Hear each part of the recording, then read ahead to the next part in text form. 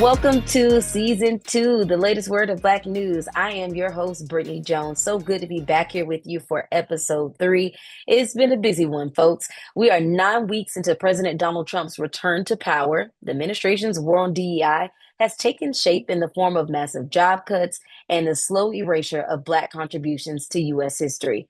And coping mentally in this political climate can be actually very challenging. Award-winning psychologist Dr. Charmain Jackman, owner of InnoPsych, a network connecting people of color to therapists, and the author of the Black Guide to Private Practice and Entrepreneurship, is here to discuss how explicit and implicit bias can take a psychological and emotional toll in the workplace. Dr. Jackman, thank you so much for joining us here on the latest word on Black News. Thank you. What a pleasure to be here. I'm looking forward to our conversation. Yeah, we are looking forward to it too because there's been so much going on, right, as it pertains to this. And so we really, really want to be able to dig in deeper. So, first question for you is, can you explain actually the difference between explicit and implicit bias for those who may not be aware and its psychological impact in the workplace? Absolutely. So we often hear implicit, explicit bias or unconscious and conscious bias. So implicit bias or unconscious bias is things that we believe and ways that we might act without even recognizing that we're doing things. Like, for example, somebody might say to you, "Oh, Brittany, you're so articulate." Right? Mhm. And so they don't realize that they have this implicit bias that here's a Black woman in front of me, she's well spoken, and I believe that Black women maybe speak Ebonics, and so they're not well spoken. So I want to point Mm. this out to her because, she's so well spoken, right? Because you have this bias, this unconscious bias about Black women or Black people and how they speak. So that's an example of implicit bias. Explicit Well, bias is just plain old straight up racism. that part.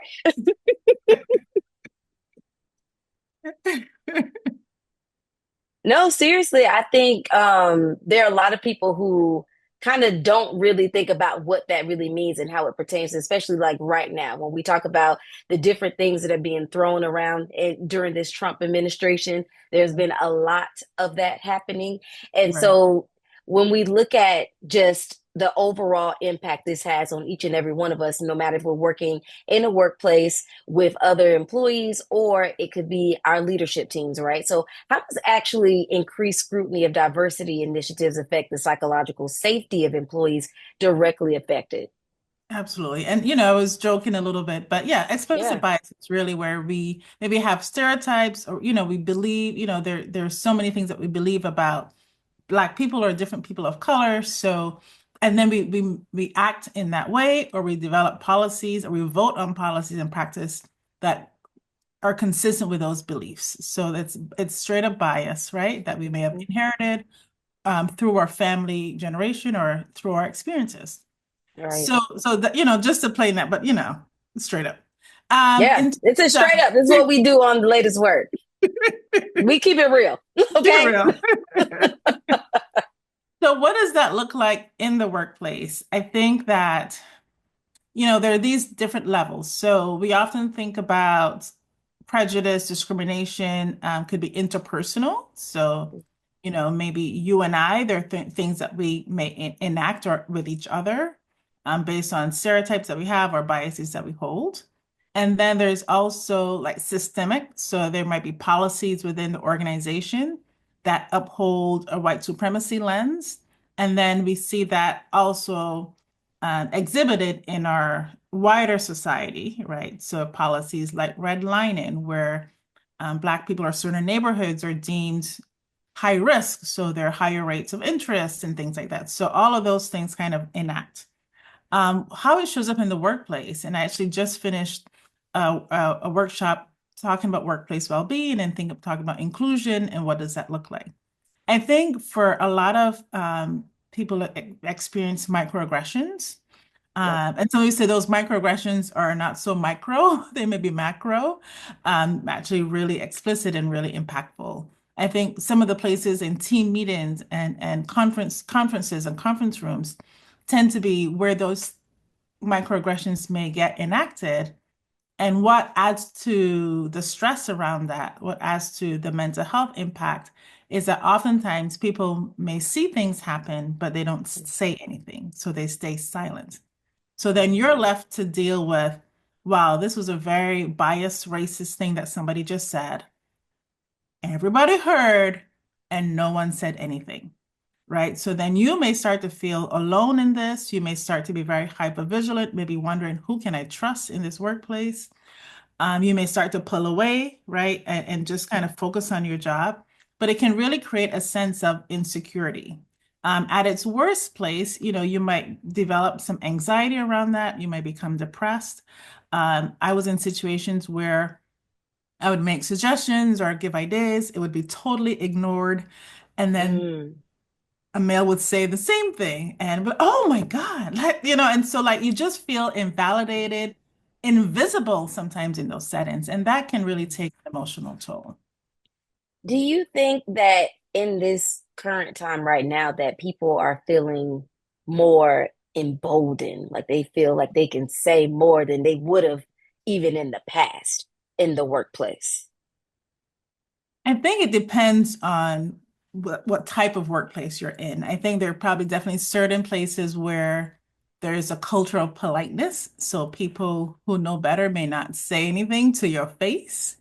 Hmm. And then there are probably some environments where you maybe don't have protection. Maybe your leader has already exhibited ways in which he or she or they have discounted your ideas, and people may feel emboldened to do those things. I think, I've definitely seen just with people had through coaching or through therapy, where people have position of power and nobody checks them. I remember a case where, this pretty high achieving in a professional setting, their supervisor brought in a lot of money for the institution, and he kind of had a carte blanche. So there was an incident where he physically hit her, and Mm. nobody did anything. Right. So this was, maybe 10, 15 years ago. So I think there's always a subset of people who are able to get away with stuff. But I think you're right. And we saw this with um, that first presidential election when that Hmm. person won, not naming names, I'm talking about. But we Right. saw increases in physical violence. We saw increase of reports of hate crimes. So I think when you look at those numbers, you can definitely see it's not just anecdotal. You see the data backing that up. Wow. Yeah, and I think it's one of those things that we all know it, but when you kind of have the conversations to really dive deep into it, it really puts things into perspective for you. And so I think about the people currently right now who are working in some of these spaces. How do you think employees feel when their coworkers believe or treat them as if they were only hired due to diversity rather than the actual qualifications? And I feel that whole diversity hire thing, that's a whole myth, right? I think Mhm. people of color have worked hard and have, often worked hard, twice as hard to get where they're at. And to be considered a diversity hire is often an undermining of your expertise and your Yes. journey to where you've gotten. Um, and I think that that's definitely something that, I always tell people, even like my children, like when, one of them teases the other, I'm like, you know who you are, you know what you've Mm. done. Don't let that stuff get to you, right? Don't let that stuff get to you. There, people are trying to elicit a certain reaction from you. And so I definitely would not, um, play into that. But you also have rights. And so one of the things that I'm very vocal about is really helping people understand their rights in the workplace. So you have an HR department, which, sometimes people don't feel like they can go to the HR leader. Um, I would definitely start there. If you feel like you're not getting a response, you can always go up the chain, but always document, whether it's send emails, following up with this person did that, always document your paper trail. Mhm. Take videos if you need to, while in some courts it may not be acceptable. But it could be at a place where you might be negotiating. And at the end of the day, if you're in a place that is impacting your mental health and your well-being, you have the right to, have leave, right? You have, anyone who has a mental health condition is protected under the Americans with Disabilities Act. So you have rights under there. And if that doesn't work, you have to make your escape plan. You got to get out of there. What impact do you think that the new administration and the constant uh, visualization of, them letting go people left and right, people losing jobs, they've been laid off, fired, you name it. What impact do you think, especially for the Black community, that this has on our mental health when it comes to seeing everything unfold? Yeah, and I think it takes us back to maybe the 1950s, right? Where we feel like, oh, this is really, it feels like a targeted attack on people with particular identities or experiences, right? Black people, people who are immigrants. And it's definitely a fear tactic, right? It is a fear tactic. Um, it is intentional. We're seeing, things that often are written as orders, even though they may have no legal standing. So I want people to really always understand that and not just get caught up in the emotion of, oh my God, he just did another order. Do your research and really understand, okay, is this even going to fly? Because I think part of the strategy is to just inundate with these orders to create chaos. And so what I tell people is you got to take a break from the social media and the media because, when you go to those sources, you're always going to see those things amplified. And so it may also feel more present and more sinister because there's a concentration of those types of reports. So it's really important to take your break, back away from that, and find a resource, a news resource that you trust and that can maybe lay out all the facts for you, um, and not really get pulled into a lot of that emotion. But I think that it does feel like a targeted attack, and we've been here before. And so the important thing is to maintain hope and find allies and find communities where you can advocate and find your voice. And I love all that you just said too. And to your point, how can employers actually be a part of this? How can they foster supportive environments and address trauma affecting their workplace? Absolutely. Absolutely. And one of the conversations was really about how do allies step up into this place, into this Mhm. conversation. And I think I'm going to pull up this quote by Leela Watson, and actually two quotes. One is from Fannie Fannie Fannie Lou Hamer. She said, "Nobody's free until everybody's free." So we Mm, always talk about allies, but like everybody has a place in this fight. And so if one identity is being attacked, trust me, you are not safe, right? hmm And so you have to understand that this is also for you. This is also for your future, right? And then the other quote that I love is by Lila Watson, who is an Aboriginal elder and activist in Australia. And she talks about allyship, right? So allyship is being able to use your privilege to challenge the status quo and to speak up and intervene for those who may not have a voice. Um, you know, and so she says, if you've come here to help me, you're wasting your time. But if you've come here because your liberation is bound up with mine, then let us work together. And I think that's the message that we have to put even whoever you vote for.